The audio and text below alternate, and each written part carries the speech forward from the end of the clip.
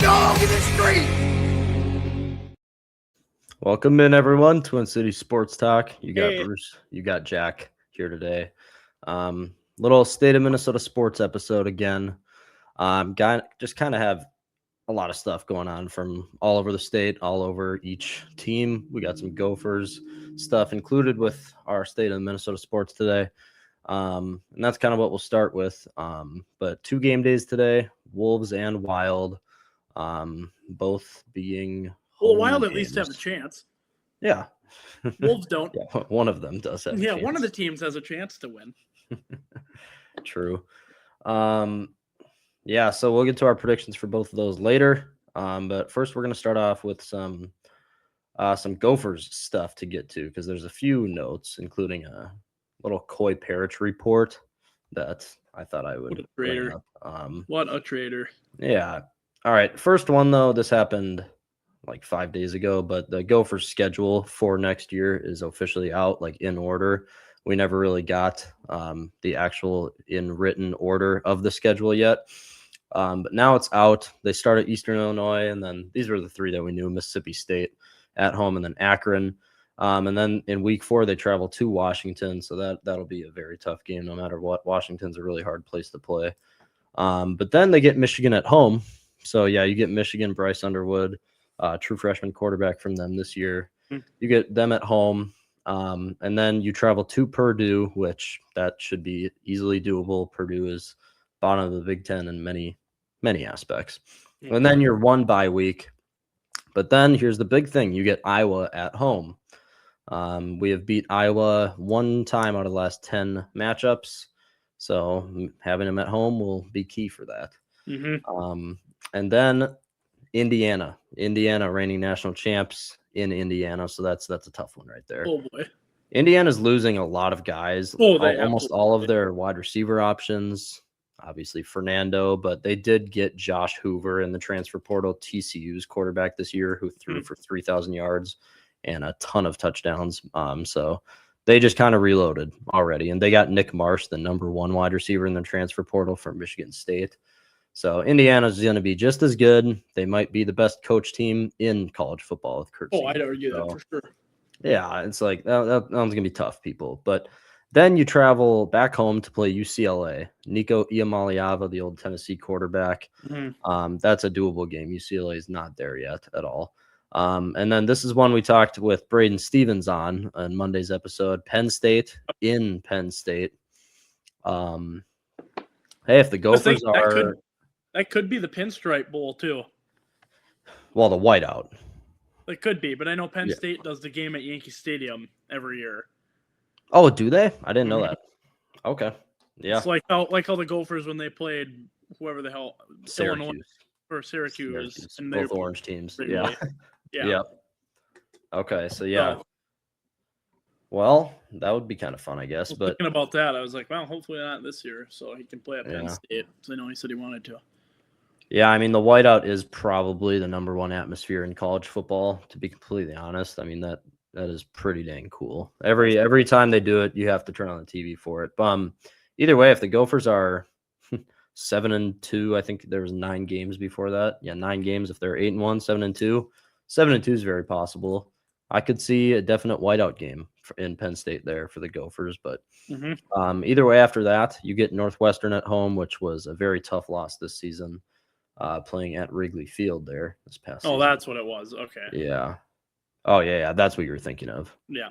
Yeah, Northwestern game was at Wrigley. And then we travel to Madison to play the Badgers. Badgers are nowhere in football right now. So all in all, this is a very doable schedule. Obviously, the tough games being Indiana, Michigan, and then Washington. And then obviously Iowa's a tough game every year. But you get Iowa and Michigan at home. Washington will be tough, but you have them early in the season. And Washington has suffered real bad in the transfer portal, losing a ton of guys. And I haven't seen them reload as much as they probably would have hoped. Indiana, easily the toughest game. That one I could mark down as a loss right now. So that one's not much to talk about. But either way, Gopher schedule's out for next year. We'll go over it more in the future, but nothing to go over right now as much. Second Gophers thing. Someone who Trevor and I saw play in state this past year from Moorhead here in Minnesota, the number one quarterback in the 2027 class, Jet Feeney, has been offered by Minnesota now. So the Gophers offered him this past season. He went 7-1 for record, 2,221 pass yards, 32 touchdowns, and 2 interceptions. And let me tell you, he showed why in that state semifinal game against Lakeville South, why he is the number one quarterback in the 27 class, because he is nasty. He can throw on the run. He has good legs. If the Gophers got him, that would be a big step, big step, because he is a heck of an athlete, heck of a quarterback. He also set the state record for most passing yards in a state championship game against the Edina. So, oh, good. No one likes Edina. Well, yeah, Edina ended up winning the whole thing, but I figured. Yeah. All right, that's all for that. Just wanted to mention that. And then this is about Coy Parrish. So this actually came out yesterday that PJ Fleck, he came out, according to Marshall H. Tannick of the Minneapolis Times, who was at the Minnesota meeting, which PJ Fleck recently spoke at. It's like a Minnesota sports meeting there in Minneapolis.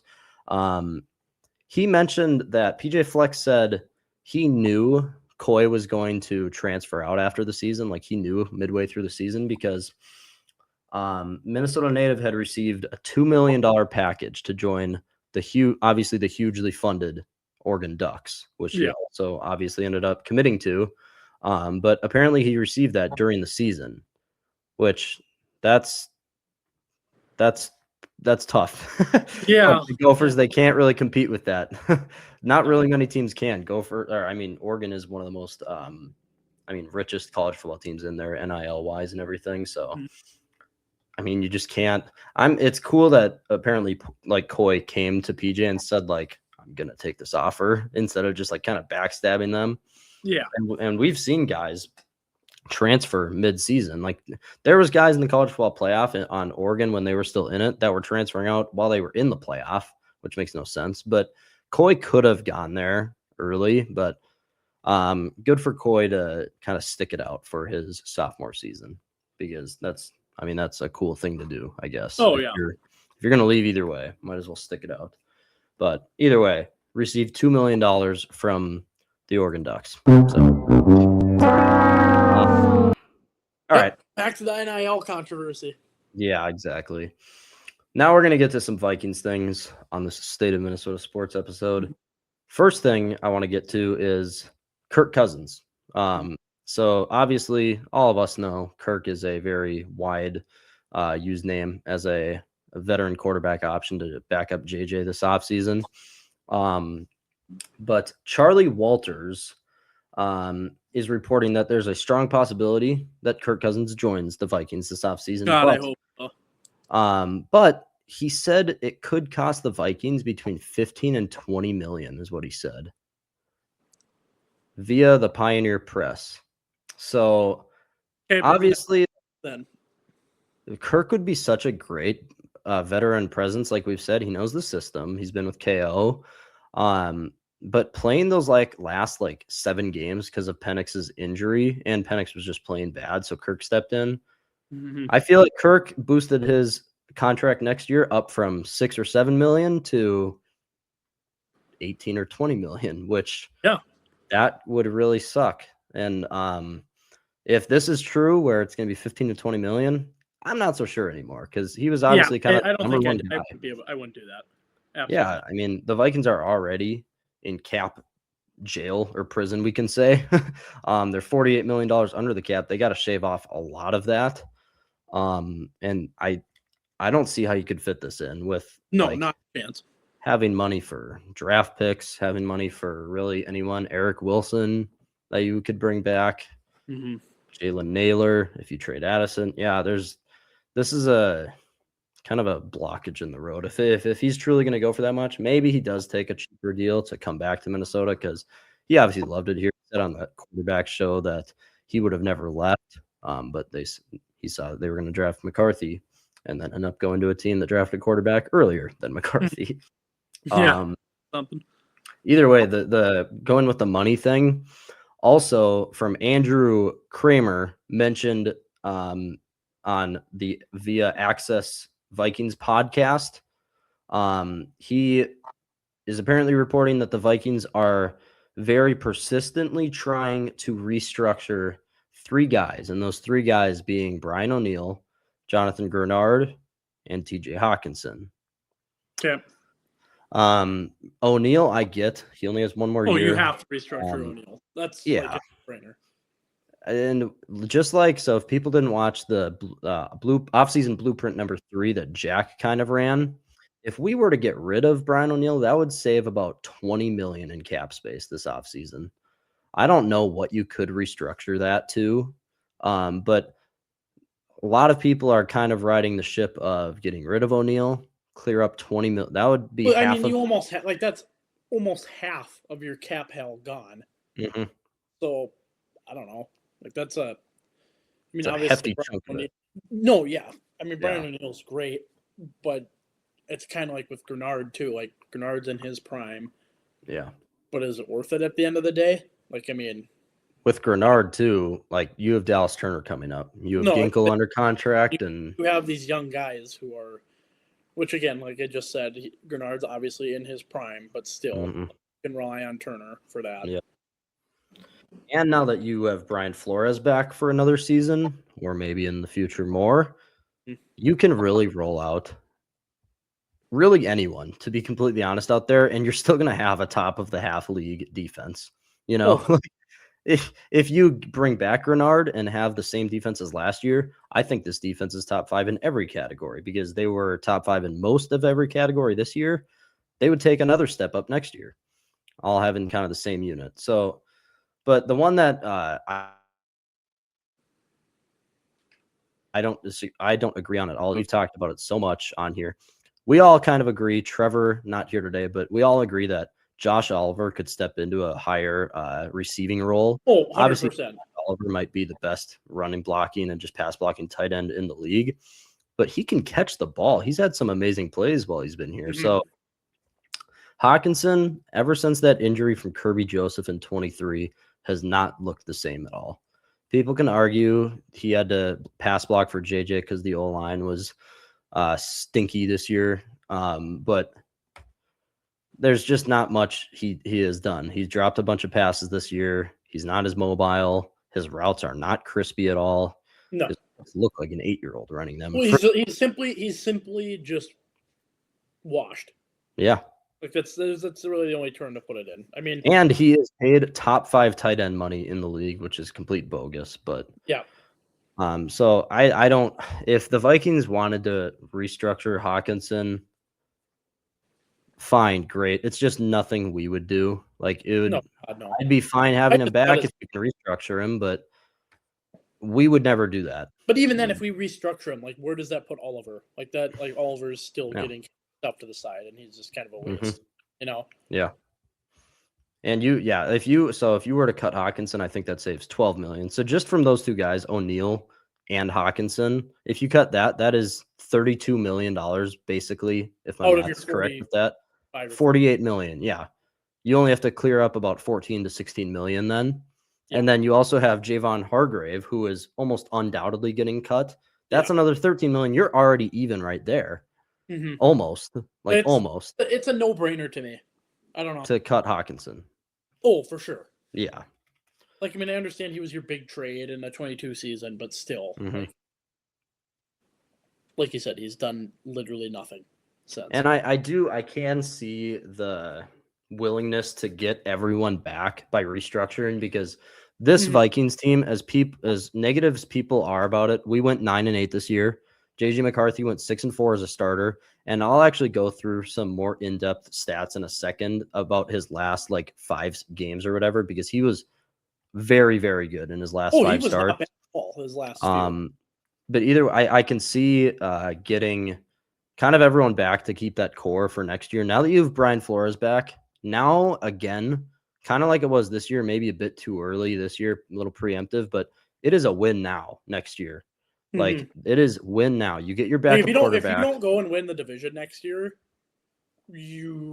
somebody's going. Like somebody's gone. Well, the division's still really good, but I know, your but point I'm is just saying, valid, like, yeah. as a total, I mean, I feel like we definitely have the most talent overall as a Mhm. team in the division. I mean, yeah, Yeah. you could argue Chicago. I mean, Detroit's like going back down to reality. Yeah. And then, I honestly, speaking of Detroit, I don't see Dan Campbell being there much longer if they have another year like they just did. Yeah. But then, Green Bay, you never know what the hell I mean, yeah, Green Bay is always going to be good, Very unpredictable. but But yeah, very give all unpredictable. they're going to do. Like Jordan Love Yeah, can't. this is the other thing too. Like the Lions, they stunk this year with like their coordinators both leaving, Aaron Glenn and Ben Johnson. Like that hurt them a lot, and Oh, you could for see sure. it. That could be the same case with the Packers next year with Jeff Hafley leaving Mhm. to go for that Dolphins head coaching job. Now they have to. He was a great defensive coordinator. He did a lot for that Oh, defense yeah, he this was year. great. I mean, well, to be fair, when you're gifted Micah Parsons like that, it helps. Yeah, exactly.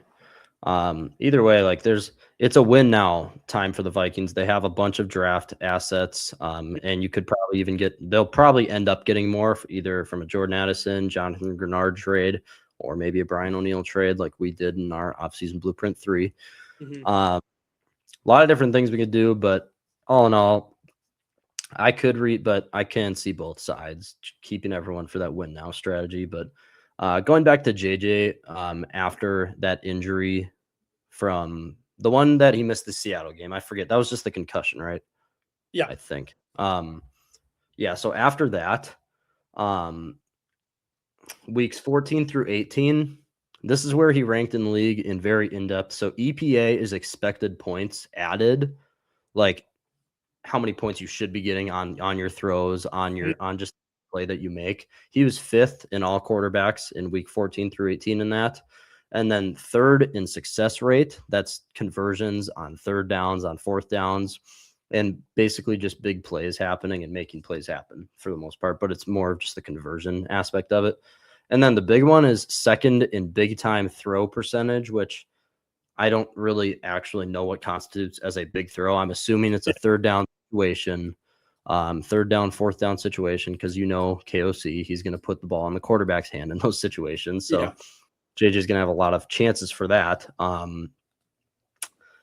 But those are the 3 big stats and you can look at the other, like the plain stats, the yards, the touchdowns. He didn't turn the ball over really at all. He had the one strip sack against Dallas or sorry, the Giants where he got blown up Hmm. by Brian Burns. But some of that's just the offensive line's fault. Oh, yeah. Either way, JJ, for everyone that, yes, Sam Darnold's in the Super Bowl, I'm happy for him. Good for Sammy D.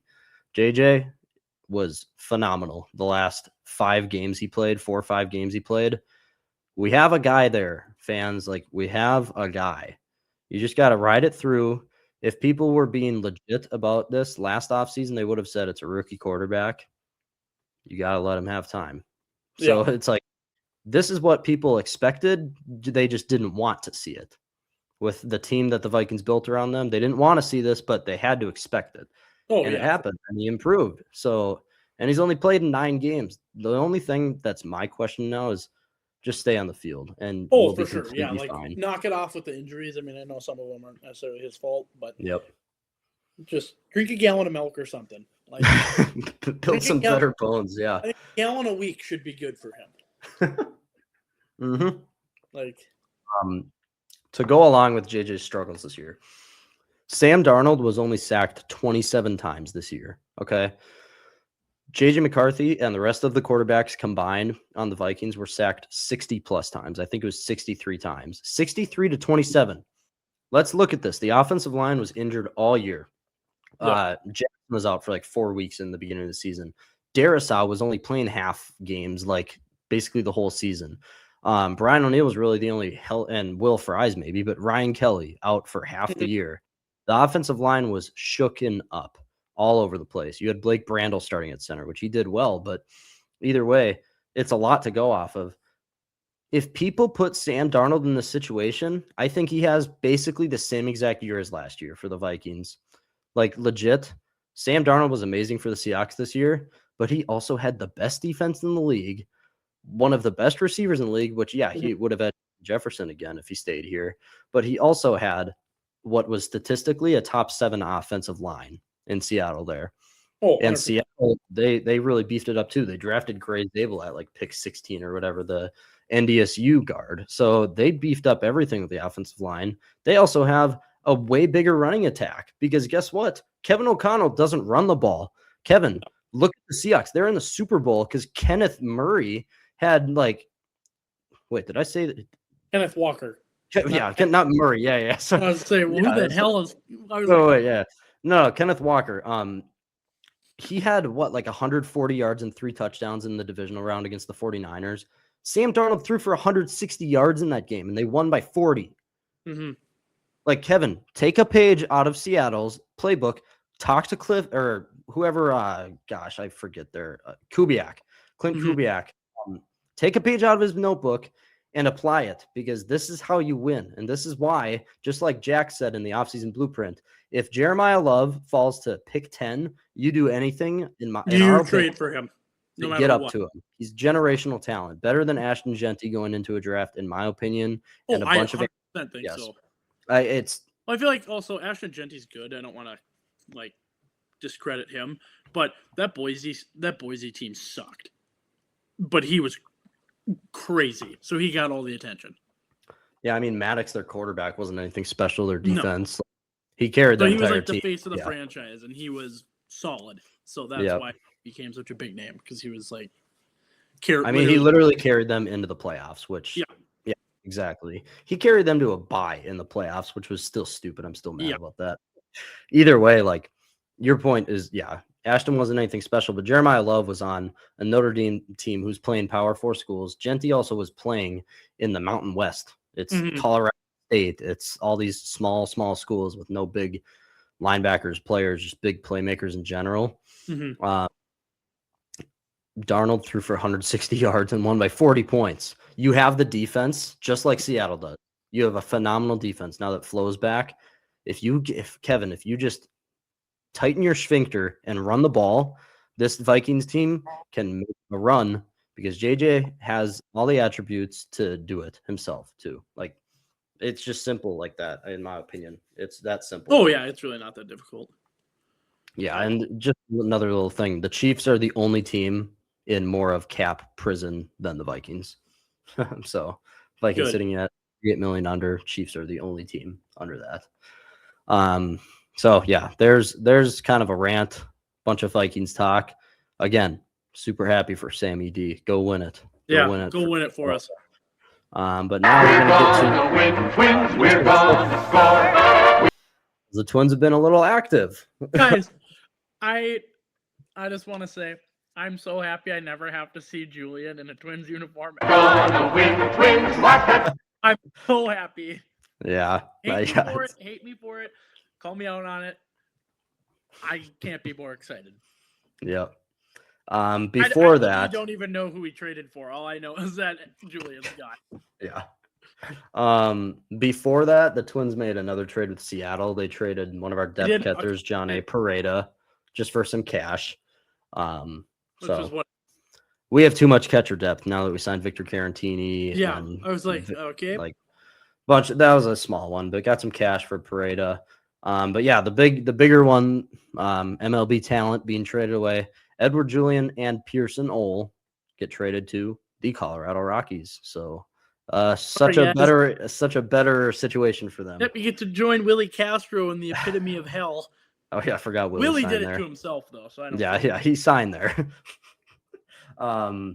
And what they got back was some cash, and then right-hand pitcher, single A pitcher Jace Kaminsky. And honestly, like, here's the thing: Edward Julian, just like Jack said, we couldn't be happier to see him go. I mean, Eddie, if you're watching, I'm sorry, but it was rough. It was rough for the last 2 years. Pearson Ole is just a name you can move off of. It doesn't matter at all. But I will say, so Jace Kaminska, he had Tommy John surgery last year. He didn't play at all in 2025. But 2024, his 1 year of pro ball so far was very, very impressive. I mean, his stats just as a whole, like as a broad standpoint, in 87.1 innings pitched, had a 2.7 ERA, and then a strikeout, 104 strikeouts in 87 innings. And his whip was only 1.05, which is like 3/10 below league average. So very impressive year. Obviously, it's 1 year of pro ball, so Mm-hmm. you So he's you got a don't. lot to show yet. But Yeah, it's nothing, and he is 24 years old. He was a college player, so yeah. and a lot of times, if college players are going to pan out, it's going to be quick because they have had that college experience. As far as like high school players, they have to develop longer, obviously. But so this could be a guy who's drafted in the 10th round, 100 or 292nd overall. He went to Nebraska for college, so big competition in the Big Ten. But it could be a name. If he can have the same year here, because I'm pretty sure with that Tommy John, he will be ready at the start of this season. But Hmm. I haven't looked at his arsenal or anything, so it could be a name. But he's going to be starting in Fort Myers this year in low Yeah. A ball for the Twins. But it is a name to watch because he had a great year. See if he can copy that up. But I'm happy with it. You move. Oh, You yeah. also, the big thing too is you create a roster spot now by getting rid of Julian. So now we only have 25 players on the roster, or on the 26-man roster Yeah. right now. So maybe, just like we talked about a few episodes ago, right-handed reliever. There's still a bunch of names Mhm. out there that have been major leaguers for a while, like Scott Barlow and a few of those guys, but they're probably going to go get another guy for the bullpen. But either way, Honestly, I was thinking about this last night. A move that really wouldn't surprise me is if we go sign Framber Valdez. okay. Just because, okay. So would I like it? No, because the guy's a piece of shit. But I mean, he is good. He is a good pitcher. You can't discount that. But Yep. none of these big big market teams want anything to do with him. That is a very good point. That's a So that's really why good point. I mean, another starting pitcher could be fine. You could use him as trade bait too if he kind of shapes it up, like decides he wants to be a good human being and not throw balls at his catcher. Well, yeah, sign him to like a 1-year deal. Yeah. If he's doing, But I would yeah. also ask Ryan Jeffers if he's okay with that first, Yeah. or you sign him. Or bring up a AAA catcher that you can just use as like a sacrificial lamb for each time that Fromber's starting. Welcome to the show, bud. Get ready to get beamed by a 97-mile-per-hour fastball right in the chest. I don't know. I was thinking about that last night. That's something I could see happening. That's a really good point. Okay. If they were to do that, because Jack's right, Fromber has had no reported interest from no one. No one. And if people don't know what we're talking about, Fromber had the bases loaded against the Yankees last year. Who was up and who hit the grand slam? Trent Grisham, mustache. Yeah, Grisham. Yeah, mustache menace. Yeah, so the bases were juiced. Fromber steps up, and the catcher obviously calls. Yeah, the catcher waves him off, like tell him to step off. He told him to step back. Fromber doesn't listen. He puts a fastball right down the gullet. Grisham blasts it for a grand slam, and then That's pretty cool pitch. Yeah, but then Fromber, he ignores the catcher's like breaking ball command and chucks a fastball right dead center of the zone, and obviously a catcher has to set up for a low and away breaking ball, so a fastball he couldn't react. It hits him right in the chest. It was on purpose. Mm-hmm. So Fromber, obviously, just if people don't know what we're talking about, that's what it is. No, and I also saw another thing. Like, you know how funny it would be? Like, that's the one thing Volpe doesn't swing at, a fastball down the Yeah. I was like, nice. That's pretty fitting. Yeah.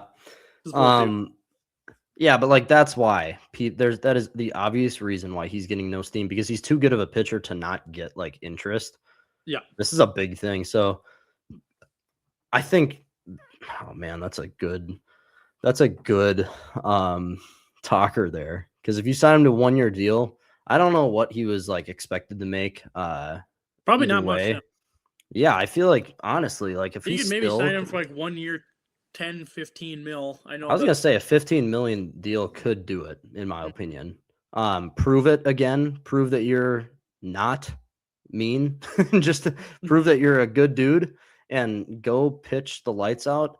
But I also, where would he fit into the rotation? Would he be too? I think. Honestly, okay. You might be mad at me for this. I don't want to see Zebby really start anymore. Okay. I would move Zebby to the bullpen personally, just because I feel like he's kind of got like enough. he has enough talent where he can come in and like throw some. He's got a good off speed. He can fool around with people. I just feel like that would be good. Like you bring him in after Ryan, or like you bring him in Mm-hmm. after Woods. Oh yeah. Like that's my thought process behind it. I know we talked Oh, about it. your rotation. Oh, I forgot about Bailey over too. Okay, so yeah, Yeah, your I mean rotation. you're not going to move over.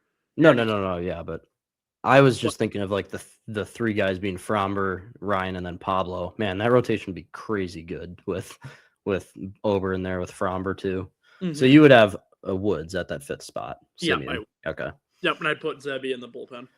Yep. Okay. Yeah, I mean we could debate that other time. Either way, but who would you have Fromber where in there? Like two? I think I'd put him ahead of Pablo for sure. you'd put him ahead of Pablo. Okay. Oh God, yeah, absolutely. Well, I just if I'm thinking of the Twins, Pablo's been the opening day starter the last 3 years. He's been the number one guy just because he's It'll be such a Ryan. great Here. leader. I think it'll probably be Ryan starting this year on opening day, but I think Fromber would just be the third guy just because Pablo's been Probably in the just if organization. it But is just a 1 year deal, like you're yeah. just using him as a little rental, maybe some trade bait. Mm-hmm. Yeah, then I would put him at 3. But like if he's going to be there for a little bit, then I'd put him at Mm-hmm. 2, just because. That's a great talker, though. It's a really good point. I was just thinking about that last night. When I couldn't sleep at 4 a.m, I was like, huh. Yeah.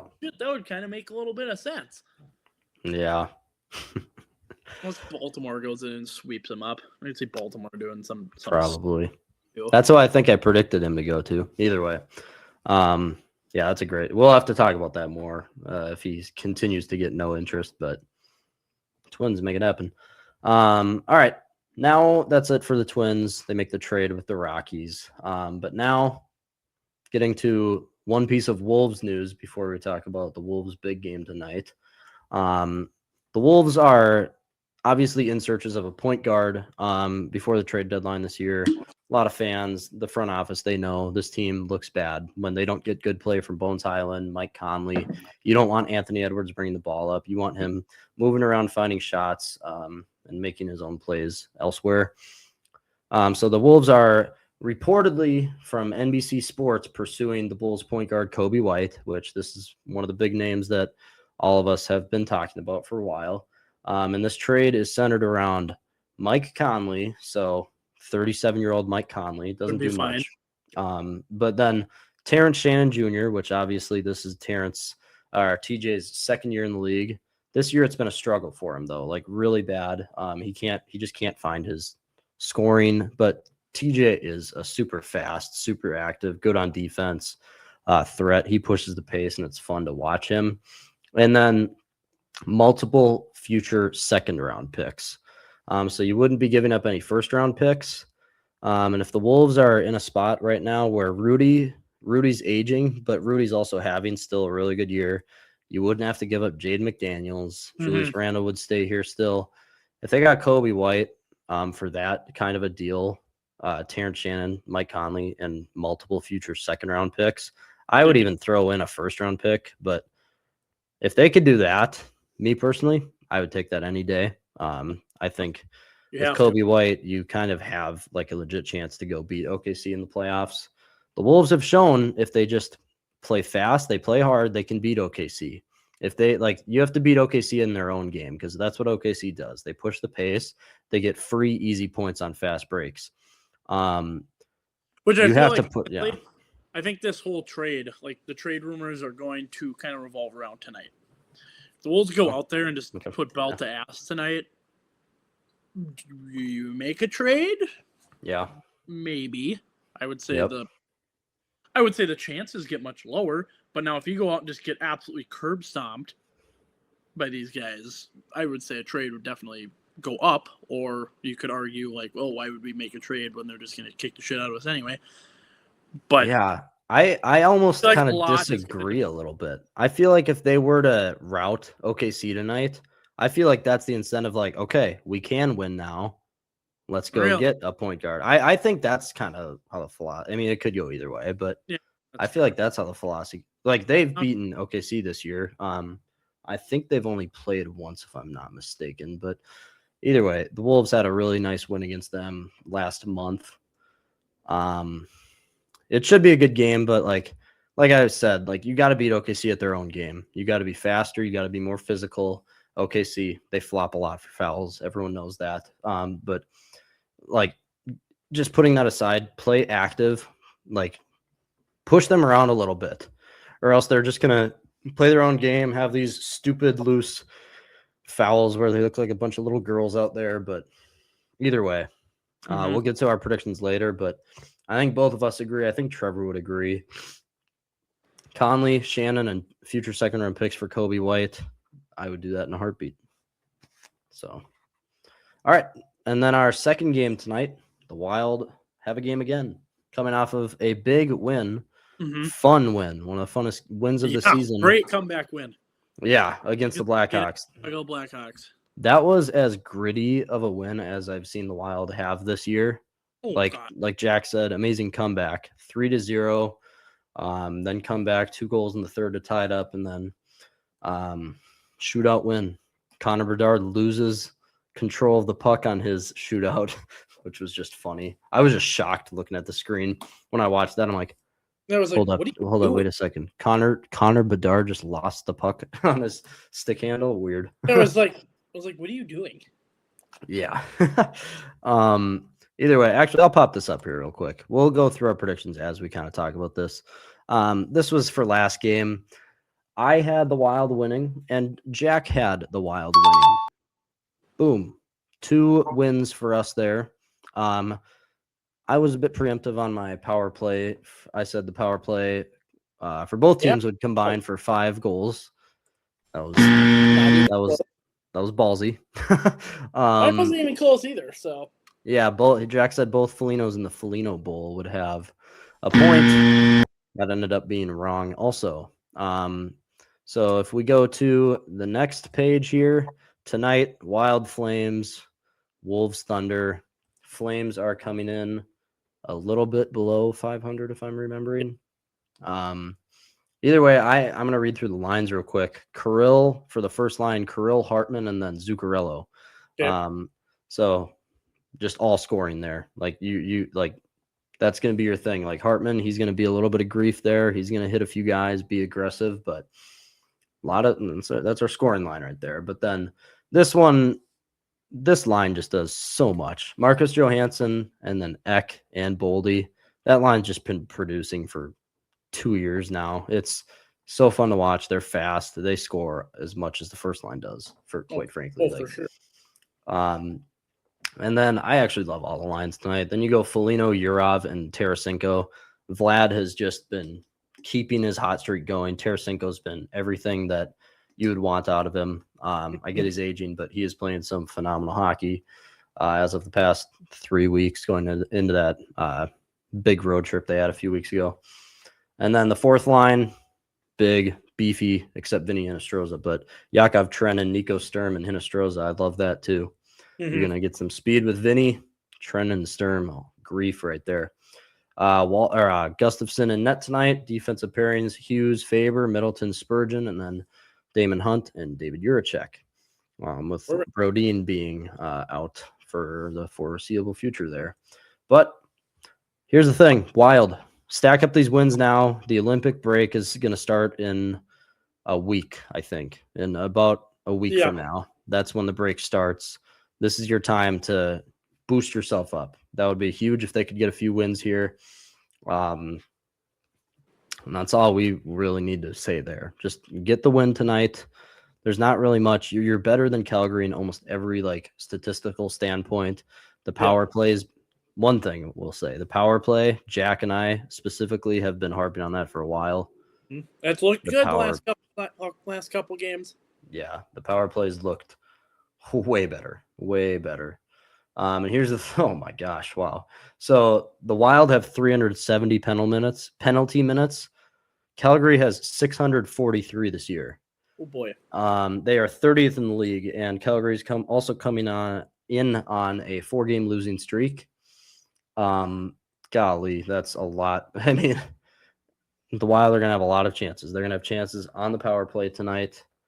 And Calgary's offense just 31st in the league. They don't move the puck. Assists, they're 32nd in the league. The only thing they're actually good at is the penalty kill, which is 4th in the league. So, Okay. but it's also their penalty kill's so good because they've been in the box so much. Like they need to be No, good. yeah. They'd Like, be losing has every to be game good, 6-1. Yeah. And then I'm assuming it's Dustin Wolf in net tonight for Calgary. Probably. That would be I'm assuming, but yeah, there we go. You want to get to our predictions then? do it. Records going in now after the Wild's last game. I am 52-38 with 20 points. Jack 22-25 with 11. Trevor 21-24. Both of the guys sitting under 500. Jack's gonna change that up tonight. Well, actually, I can't do that. That's not mathematically possible. But Well, he's gonna right the ship. Right the ship. I gotta exit this slideshow to type in here, but either way, all right. All right. Well, obviously, Jack. I have the Wild winning tonight. Okay. Let's go. I don't think it's going to be as high a scoring game as we think it's going to be. I think it's going to be 3-1. 3-1. Okay. And I have at least. I have 3 different lines scoring tonight. Okay. All right. Perfect. I also have the Wild winning. Like I said, I think it's pretty imperative that you stack some wins before the break. I think the Wild are playing a very nice brand of hockey in the last couple games. The loss against Florida, we could talk about that for a second, but like Hockey Day Minnesota, that was a tough loss. I mean, Florida scores with 15 seconds left, was it? Oh, that was Montreal. Oh, that was Montreal. Yeah. Okay. Yeah, that was 4 games ago or whatever.